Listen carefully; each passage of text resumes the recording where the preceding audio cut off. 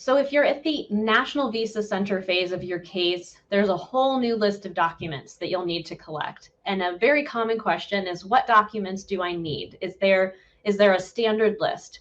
And the answer is, it really depends. It really depends on the country where your interview will occur. And it also depends on the specifics of your case.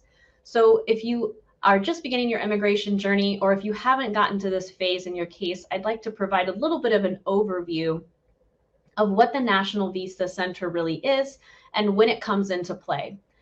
And so for individuals who are going through the spouse visa process, here at Immigration for Couples, that is what we are dedicated to doing, is helping couples. So I will just focus on spouse visas. There are other cases where the National Visa Center plays a role.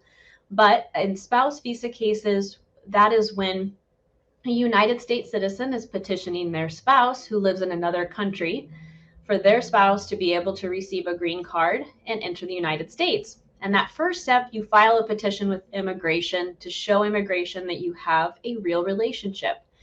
Once that petition is approved, the next step is a consular or embassy interview at a U.S. embassy or consulate abroad. That's why this process is called a spouse visa, or consular processing is another name that it is called. And the National Visa Center's role is essentially to collect all of the required documents, copies of all of your required documents, to make sure that you have everything that is needed. So when you go to your U.S. embassy or consular interview, immigration knows you have all of the required documents. So to go on to the question of what documents are required, again, the answer is, it really will depend on your immigration history and the specifics of your case and the country where your interview will occur. So once your I-130 application, or petition rather, is approved, you'll receive a notice from the National Visa Center called an NVC case creation notice. And it will give you instructions to begin completing your online application and collecting the required documents. But if you'd like to know what documents are required, and if you want to work ahead, you can actually go to the National Visa Center website, specifically look for National Visa Center Prepare for Your Interview, or NVC Prepare for Your Interview, and you'll be able to find a general list of the required documents if you're wanting to work ahead.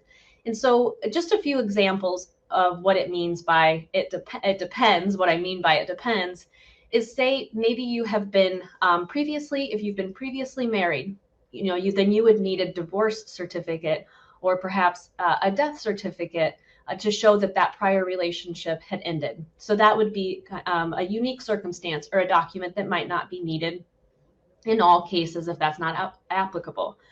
And then another thing to pay attention to is if you have lived in multiple countries. So one of the requirements is, any country where you have lived for more than 6 months after the age of 16, you would have to obtain a police clearance certificate. And so there's a detailed chart, and I can make a whole nother video on that, but that would be something that you have to, based on your particular situation, determine what places that you have lived, what other countries you have lived, and what police clearance letters you would need.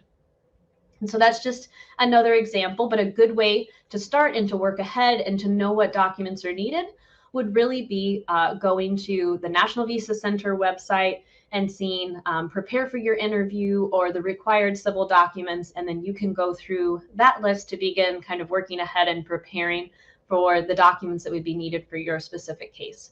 But that is just a general overview of how you can determine what documents you will need for your particular case type. All right.